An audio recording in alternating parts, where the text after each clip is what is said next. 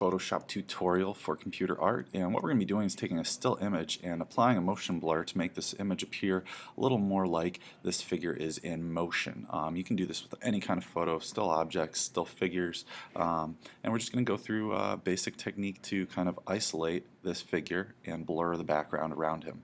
So it's key to make sure that you have an image with some kind of background to blur. The tool we're going to use to select our figure here is not the magic wand, but the quick selection tool that hangs out with the magic wand. You're going to want to make your brush size one so that it is big enough where it never is too wide to go away from your subject. So I'm just going to click and hold and drag, and you'll see that as I slowly kind of drag through here, it's snapping to the edges of the snowboarder here. Alright, so it looks pretty good. I think that's a little bit of a reflection of the board at the bottom, but I can try and click and drag in there, and it looks like now I have a pretty good outline going. Alright, next steps are going to be really quick and simple. We're going to go to the select menu at the main menu.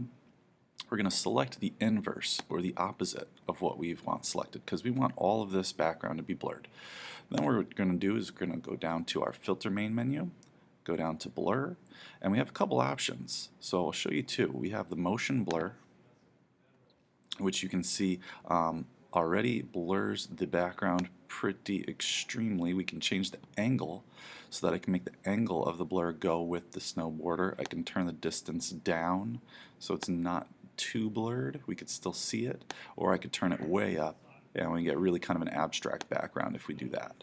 Okay, so we don't want to go too far, but we want to go just enough so that it really isolates our subject and makes them kind of stand out a little more. Alright, there's one other kind of blur I want to show you really quick. If we go back to our filter menu, we go down to blur, and we go to radial blur right next to motion blur.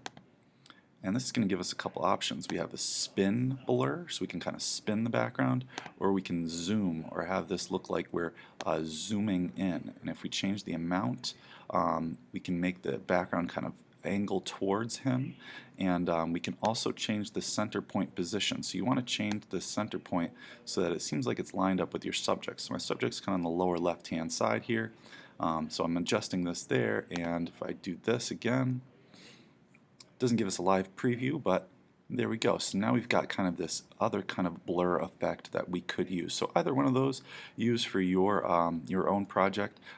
Be creative, and I hope that you have some fun with it.